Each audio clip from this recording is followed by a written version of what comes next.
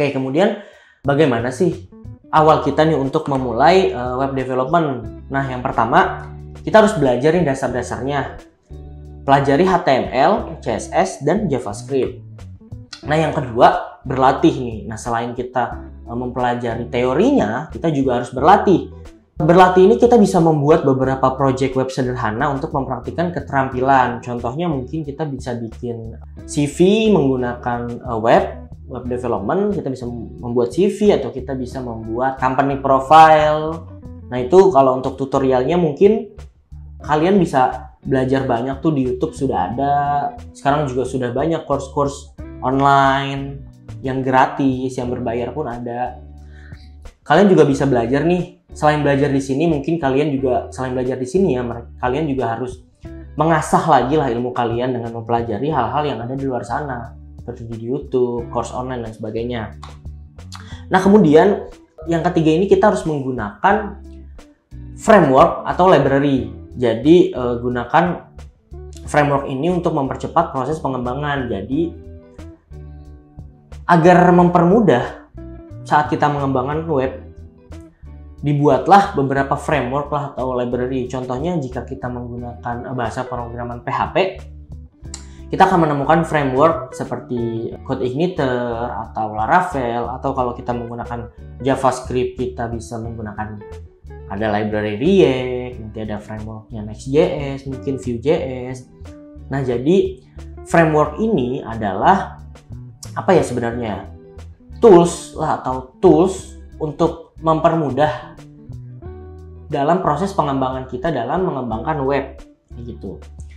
Nah, kalau untuk di tahap ini mungkin kita tidak akan berfokus pada frameworknya, tapi kita akan mempelajari basicnya dulu. Percuma kita bisa memahami frameworknya, tapi kita tidak tahu nih apa sih yang sebenarnya framework itu lakukan. Gitu. Jadi kita harus mempelajarinya terlebih dahulu.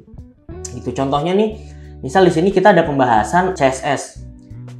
CSS itu ada frameworknya, banyak frameworknya seperti Bootstrap, framework atau library ya, ada seperti Bootstrap, Tailwind, dan sebagainya. Nah, sebelum kita mempelajari framework tersebut, kita harus mempelajari basicnya dulu. Dalam hal ini kita harus mempelajari CSS natifnya, cara kita stylingnya.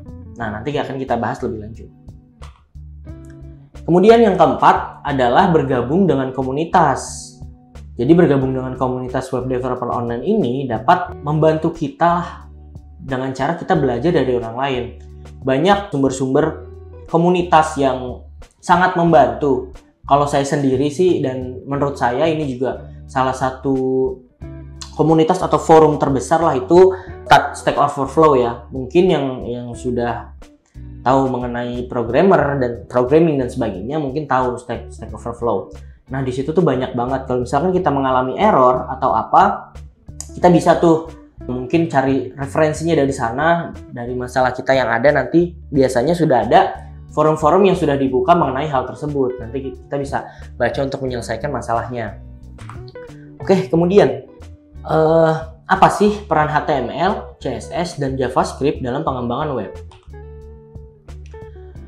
Nah, peran HTML, CSS, dan JavaScript dalam pengembangan web itu ketiga teknologi ini atau ketiga teknologi fundamental ini adalah yang digunakan dalam pengembangan web. Ketiganya bekerja sama untuk membangun situs web dan aplikasi web yang interaktif dan menarik. Gitu. Jadi peran HTML, CSS, dan JavaScript ini dia itu adalah teknologi fundamental atau base-nya ya, atau basic dari saat kita mau mengembangkan web development gitu.